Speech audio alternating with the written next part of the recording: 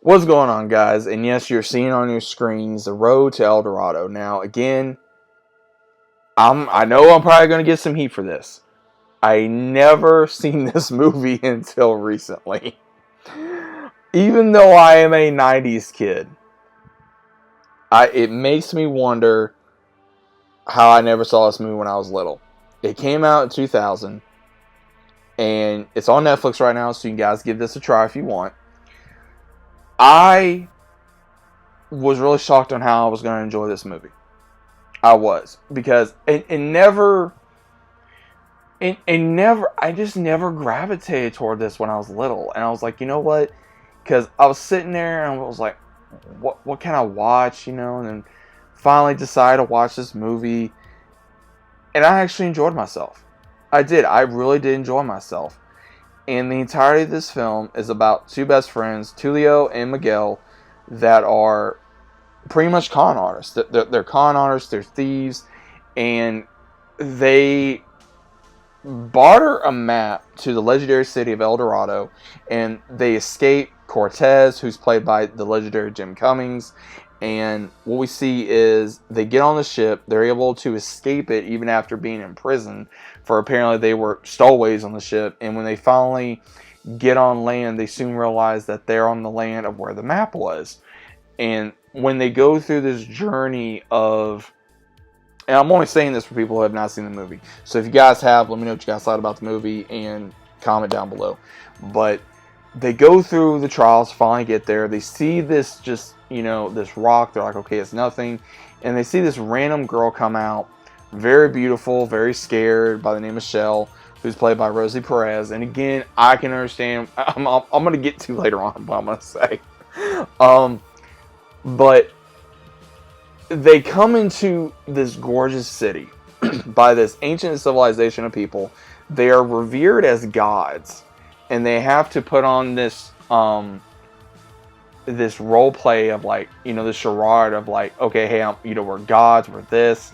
And at the same time, they're trying to learn about their culture. They're trying to learn not to offend them, and what exactly they're going to do to make sure that they can get the gold and run for it and everything like that. And Shell figures this out and wants in on the deal. And then her and Miguel start slowly having a relationship. And then Tulio sees it, becomes a little jealous. But then also he starts realizing he wants to stay with this civilization because he's having fun.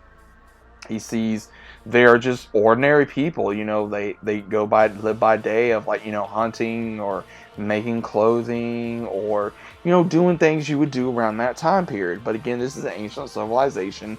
They're not used to guns. They're not used to things, to our knowledge, that was not revealed in the movie. And they have a shaman type figure who is the villain of this film, that is really trying to put just the apocalypse, for them. Oh, here they are. They're going to take all the sinners and they're going to do this and that. And they stand up to him. And then they have to worry about Cortez coming, because when he does come, they see that he aligned himself with the shaman, and they have to close the city off real quick. And again, if you guys seen the movie, you guys know how the movie ends. I will say this. I think at this point, this style of animation, and I'm going to say this style of animation, I think, was just top tier. Again, this was not a Disney movie. This was, I believe it was a DreamWorks movie, if I'm not mistaken. Now, what really astounds me, and it makes me laugh when I say this, because I see this all the time on social media. People wonder why men in my age category, why they like women. I'm going to use an example. Shell, Mrs. Incredible, Kita, and Nami. Or Nani. It makes me wonder. There's your answer. There's your answer. That's the reason why. Because they were beautiful characters that were fit, but they were thick in certain areas. Whether, for their body. They were just beautiful characters. And I find that funny. But for a lot of people that have seen this movie, and it's I would say their childhood movie, I can definitely see the reason why. It's very colorful, it's very funny. There was times I had to pause the movie because I was laughing hysterically, and I had to go back on a couple moments to, like, 10 seconds or something like that to rehear what they said so I could know what's going on with the story.